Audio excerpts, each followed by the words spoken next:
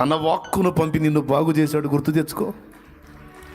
నువ్వు ఎక్కడో ఉంటే, ఏదో స్థితిలో ఉంటే, ఎవరు నన్ను ఆదరించట్లేదని ఏడుస్తూ ఉంటే, నేనున్నాను, భయపడకు, భయపడకు, నేను నిన్ను బాగు చేస్తాను, నేను నీకు తోడై ఉన్నాను, నేను నిశ్చయముగా నిన్ను గొప్ప చేస్తాను, నిందకు ప్రతిగా పూదండనిస్తాను, నేను నిన్ను స్వస్థపరుస్తాను. నిందకు భయపడవాకు, కృంగిపోవాకు అని నీతో మాట్లాడలేదా? ఎవ్వరు, నువ్వు వెతుక్కున్న వాడు ఎవడు పట్టించుకోవాలి అప్పుడు. కానీ నువ్వు ఆయన ఆలోచించలా, కానీ ఆయన నీ వెంటబడి నిన్ను ఓదార్చాడు ఆయన. ఇది నిజం. ఎన్ని సాక్ష్యాలో ఈ మన జీవితంలో.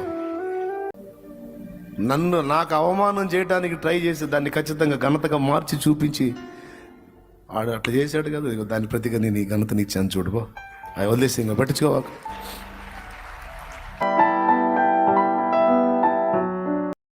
ఎంత ప్రేమ నువ్వంటే, నిన్ను ప్రేమించకపోతే నీకోసం బలయ్యేవాడా? అసలు నేను నిర్మించేవాడా? ప్రేమతోనే నిన్ను నిర్మించుకున్నాడు. పాపాలు చేస్తుంటే ప్రేమతోనే సహించాడు. నీ పాపాలకు ప్రేమతోనే ప్రాయశ్చిత్తంగా తన ప్రాణాన్ని బలిగా పెట్టి అర్పించాడు. ప్రేమించాడు గనుకనే నువ్వు ఆయన్ని తిడుతున్నా, దూషిస్తున్నా, లెక్క లేకుండా తిరుగుతున్నా, ఆయన ఎదుట అవమానంగా బతుకుతున్నా, నిన్ను వెంటబడి వెతికి ఆయన నిన్ను దర్శించి ఆయన వైపు తిప్పుకున్నాడు. నువ్వు ఆయన అసహించుకుంటున్నప్పుడే, ఆయన ఈసరించుకుంటున్నప్పుడే, ఆయన త్రోసేసినప్పుడే, ఆయన మాట నాకొద్దు అంటున్నప్పుడే యేసు నీ వెంటబడతానే ఉన్నాడు. అసలు ఆయన ఎక్కడా, నువ్వెక్కడా? ఆయన ఎక్కడా, నేనెక్కడా, మనం ఎక్కడా?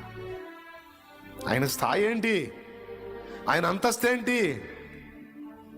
ఆయన జ్ఞానం ఏంటి? ఆయన బలం ఏంటి? ఈ భూమి మీద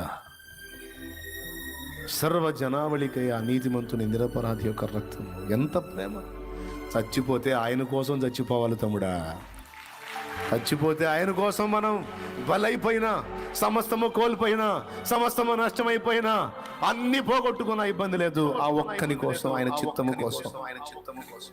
పనికి మన పరిస్థితుల కోసం, వ్యక్తుల కోసం, వాళ్ళ ప్రేమ దొరకలేదని, పట్టించుకోలేదని, ఏదో అన్నారని, నిందించారని, ఏదేదో చేశారని చావాలి బతకాలని పిచ్చి ఆలోచనలు చేస్తావా? అంతా కోల్పోయినట్టు కృంగిపోతావా? దిగజారిపోతావా? కోట్ల ఆస్తి కంటే ఆ ప్రేమ జాలదా నీకు?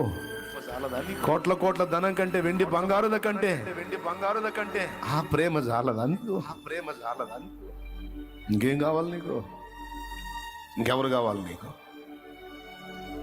ఎవరితో అనుబంధం అయినా ఎంతవరకు? ఎన్నాళ్ళు రాసిస్తావా నాకు?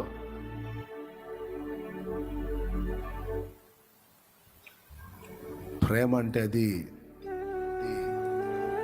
త్యాగం అంటే అది. ప్రేమిస్తే ఆయన్ని ప్రేమించాలి. ప్రయాసపడితే అదిగో ఆయన చిత్తము నెరవేర్చడం కోసం ప్రయాసపడాలి. ఎందుకు తెలుసా? ఇంత శ్రమపడి, అంత వేదనను అనుభవించి, ఇదంతా రియల్గా జరిగిన దానిలో కొంచెమే నేను తీశాను, ఇంతకంటే ఎక్కువ జరిగింది అన్నాడు దాన్ని నిర్మించిన నిర్మాత. నజరేయుడగు యేసు విషయంలో నేను చూపించింది కొంచెమే, ఇంతకంటే చాలా ఎక్కువ జరిగింది ఆయనకు. నేను చూపించిన రూపమైన చూడటానికి కంఫర్ట్గా ఉంది కొంత, కానీ నజరేయుడగు యేసు రూపము సిలువలో ఎవరు చూడలేకపోయారు. ఒక నెత్తుటి ముద్ద వేలాడినట్టుగా ఉంది అని చెప్పి లేఖనం చెప్పింది. నేను అంతా చూపలేకపోయాను, కొంచెమే చూపించాను అన్నాడు. అదే మనం చూడలేకపోతున్నాం. మన పాపముల కొరకు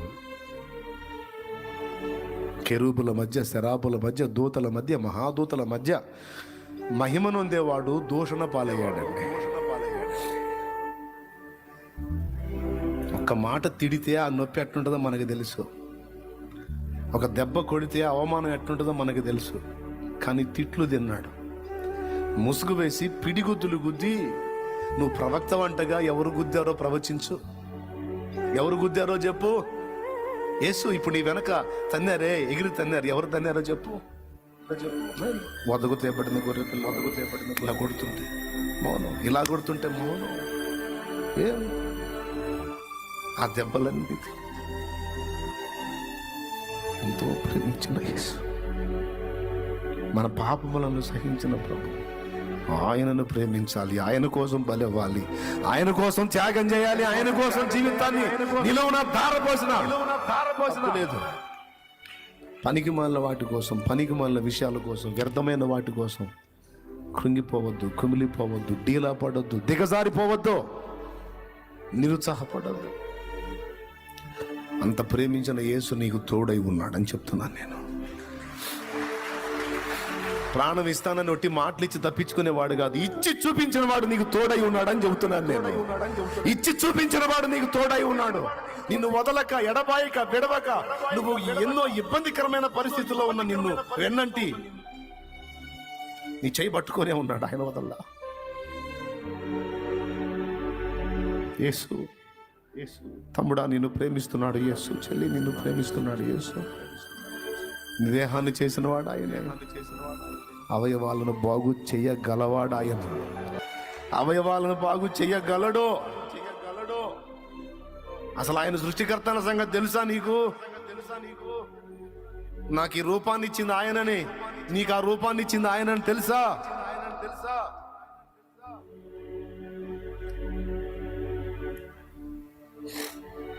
ప్రేమిస్తే యేసును ప్రేమించాలి.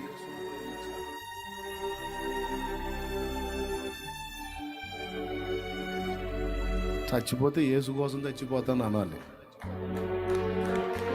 ఒక మాట వినపడుతుంటే పిచ్చి కోపం వస్తుంది నాకు. ఒక్కొక్కళ్ళు మాట్లాడుతుంటే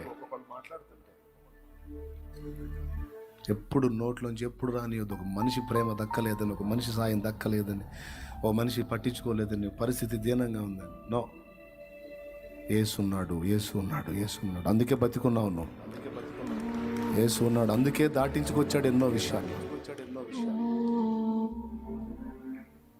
ఒకటే ఇన్ఫర్మేషన్ నీకు, సృష్టికర్త అయిన నీకు ముక్కుందే. యేసయ్య వేళ్లే ఆ ముక్కును అలా చేసినాయి. ఈ కళ్ళున్నాయే, యేసయ్య చేతి వేళ్లే ఆ కళ్ళను అలా చెక్కుకున్నాయి. ఈ ముఖం ఉందే, ఈ షేపు, యేసయ్య చేతులే వాటిని అలా నిర్మించినాయి. నీ జుట్టు ఉంది కదా, ఉన్నంత వరకు ఆయన ఇచ్చిందే. ఎంత జుట్టు ఉండాలో డిసైడ్ చేశాడు, నువ్వెంత ఎత్తు ఉండాలో డిసైడ్ చేశాడు.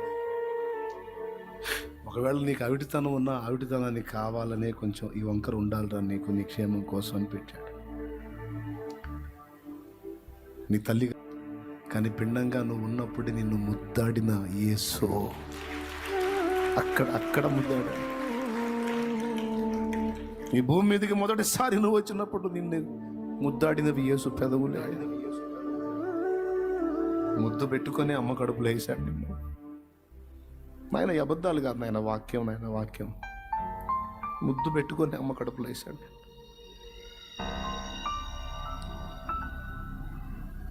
రేపు యాత్ర అయిపోయిన తర్వాత ముద్దుతోనే మళ్ళీ నేను తిరిగి చేర్చుకుంటాడు. రా నా కుమారుడా, రా నా కుమారి, రా నీకోసం ఎదురు చూస్తున్నాను. దాన్ని నిన్ను కౌగిలించుకొని నీ మెడ మీద ముద్దు పెట్టుకొని నిన్ను స్వాగతించుకుంటాడు ఆయన. స్టెఫన్ వెళ్తుంటే లేచి నిలబడ్డాడు. నా కుమారుడు వస్తున్నాడు అని లేచి నిలబడ్డాడు స్టెఫన్ ఎదుర్కోవటానికి. కానీ ఆయన ఎంతో క్షోభ పెట్టాం మనం. ఈరోజు వరకు కూడా ఆయన బాధ పెడతాను. ఆయన ఎంతో ప్రేమించి సహిస్తూ ఉన్నాడు, కానీ ఆయన ప్రేమని, సహనాన్ని, కృపని మనం తేలిగ్గా తీసుకున్నాం. ఆయనకి సరైన విలువ పట్ల, ఎందుకంటే అందుబాటులో ఉన్నాడు, చాలా తేలిగ్గా అందాడు కదా. ఆయన స్థాయి ఏంటో గుర్తించట్లా మనం, ఆయన అంతస్తు ఏంటో గుర్తించట్లా మనం. శాలేమన్న ఉన్న విలువ యేసయ్యకి లేదు. ఒక మనిషి కోసం వెతుకుతూ ఉంటావు నువ్వు. యేసయ్య తేలిగ్గా అందుతాడు కదా. లోకంలో ఒక సామాన్యుడైన మనిషికి ఇచ్చిన విలువ, ఒక అధికారికి ఇచ్చిన విలువ, నీపై అధికారికి ఇచ్చిన విలువ యేసుకు లేదు. ఎందుకు? చాలా తేలిగ్గా నీకు అందుతాడు కదా. నువ్వు చే అన్న పట్టించుకుని నీ వెంటబడి వస్తూ ఉంటాడు కదా. పిచ్చి ప్రేమ కదా నువ్వంటే, అందుకు తేలిక నీకు.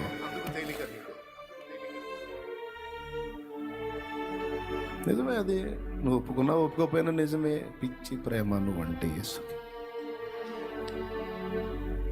నీ మీద పడిన మొదటి ముద్దు యేసుదే. ఫస్ట్ సారి నిన్ను ఎత్తుకున్న చేతులు యేసువే, నిన్ను చెక్కిన హస్తాలు యేసువే, నిన్ను రూపుదిద్దుకుంది యేసే, నీకు అమ్మగా నాన్నగా నిలిచింది యేసే.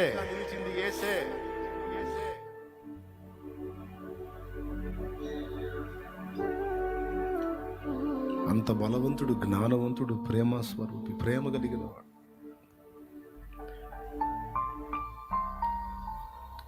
ఒకసారి గుర్తు చేసుకో, ఎన్నిసార్లు గుండె చెదిరి నువ్వు కూర్చున్నప్పుడు నీకు ఆయన వాక్కుతో మాట్లాడాడో చూడు. నువ్వు ఎవరెవరో మనుషులు వచ్చి మాట్లాడతారని ఎదురు చూసావు, ఎవడు కనపడలా. అప్పుడు తన వాక్కును పంపి నిన్ను బాగు చేశాడు. గుర్తు తెచ్చుకో.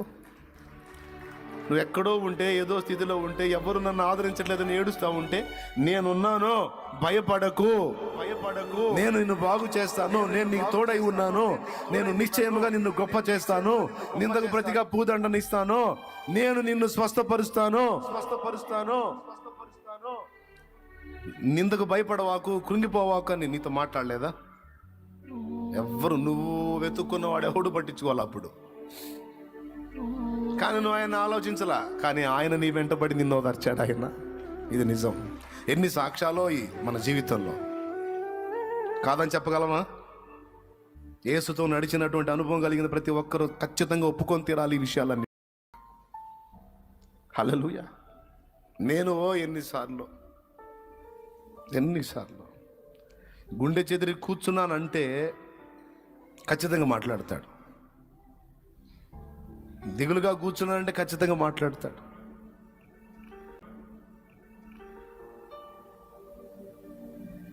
నాకు అవమానం చేయడానికి ట్రై చేసి దాన్ని ఖచ్చితంగా ఘనతగా మార్చి చూపించి, ఆడు అట్లా చేశాడు కదా, దాని ప్రతిగా నేను ఈ ఘనతనిచ్చాను చూడుకో. అవి వదిలేసి ఇంకా పట్టించుకోవాకు. ఆడు తిక్కలవాళ్ళు, వాడికి తెలియదులే, వాడు తెలిసి అటు చేస్తాడు. వదిలే, వాడిని తలంచుకోవాకు. నువ్వు ఎందుకో నీకు చేశాను, దానికి బదులు ఇది చేశాను. అక్కడ అవమానపరచాలని చూస్తే నిన్ను కనపరిచాను. నాకు మాట ప్రేమ. హల్లెలూయా. ప్రియమైన బిడ్డలారా, ఒకసారి ఆలోచించండి.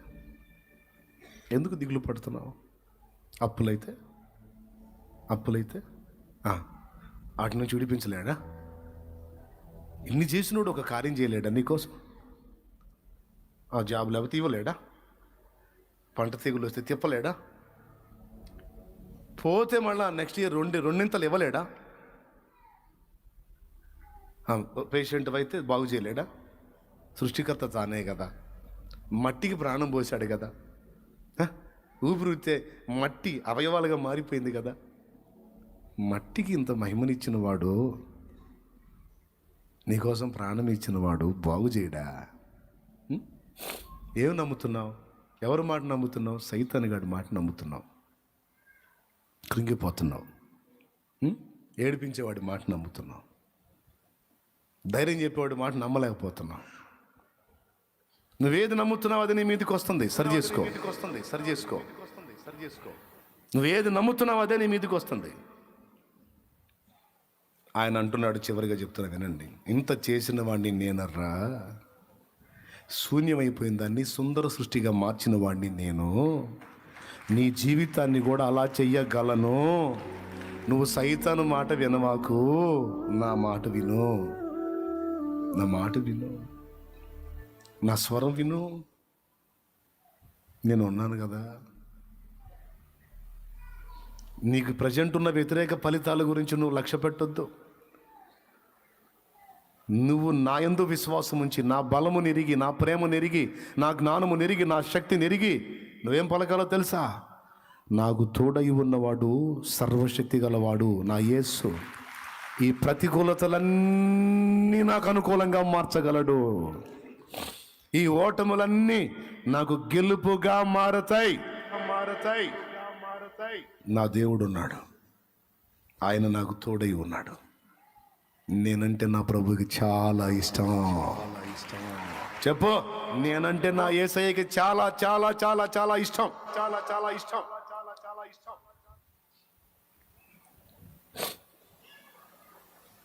ఏ తల్లన్నా ఇష్టం లేకుండా బిడ్డను కంటదా? ఇష్టం లేకుండా బిడ్డను కంటదా? కడుపులో బిడ్డ 9 మాసాలు మోసింది అంటే ఇష్టపడే మోసం. ఇష్టం లేకుండా యేసయ్య నిన్ను నన్ను చేస్తాడా? నిన్ను నన్ను ముద్దారా మురిపము తీయరా నిర్మించుకున్నాడంటే, ఓయ్ అబ్బా, నిన్ను చేసేటప్పటికి ఎన్ని ముద్దులు పెట్టాడో, ఈ బొమ్మ తయారయ్యేటప్పటికి ఎన్ని రకాలుగా మురిసిపోయాడో నీకేం తెలుసు? ఈ బొమ్మను రెడీ చేసేటప్పటికి నాకు అదే అనిపిస్తుంది. ఎన్నిసార్లు సంతోషించాడో, ఎంత మురిసిపోయాడో. ఇంత చేసినోడు నిన్ను వదిలిపెడతాడా? నీ పిచ్చితనం కదూ, నీ అమాయకత్వం కదూ.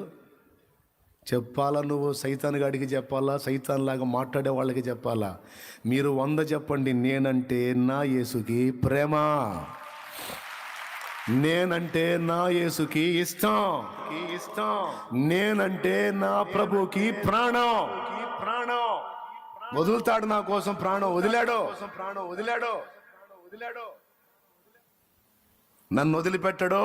చెప్పు, నన్ను వదలడు, నన్ను మర్చిపోడు, నన్ను విడిచిపెట్టడు. నోరు తెరిచి చెప్పుకో. కృంగిపోతున్న బిడ్డ చెప్పు, ఈ మాట చెప్పు. ఖచ్చితంగా ఆమేన్ అంటాడు ఆయన. అయిపోయింది నీ కార్యం. ఏ స్థితిలో ఉన్నా ఇదే నీ మాట అయి ఉండాలి. యేసు నన్ను ప్రేమిస్తున్నాడు, నేను మంచోడని కాదు, నేను పాపినని తెలిసి కూడా ప్రేమిస్తున్నాడు. ఎందుకు తెలుసా? ఆయన ప్రేమ గలవాడు గనుక.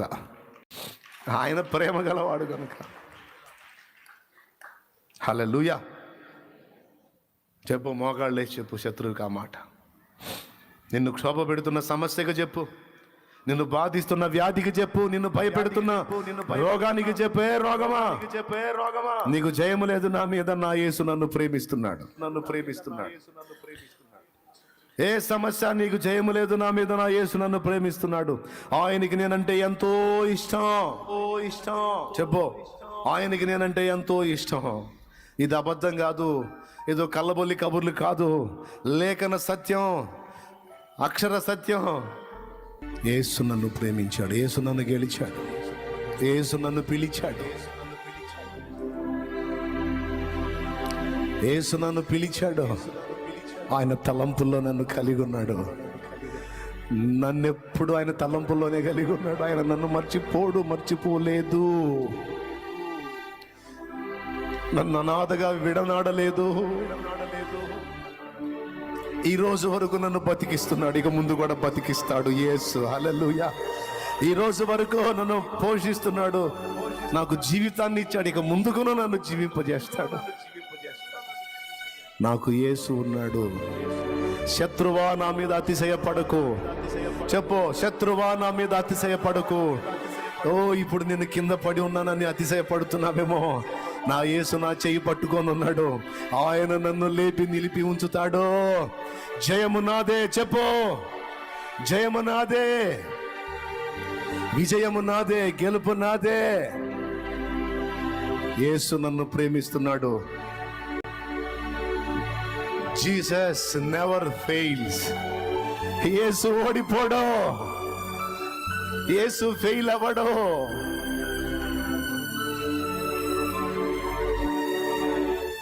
ఆయన నన్ను ప్రేమిస్తున్నాడు.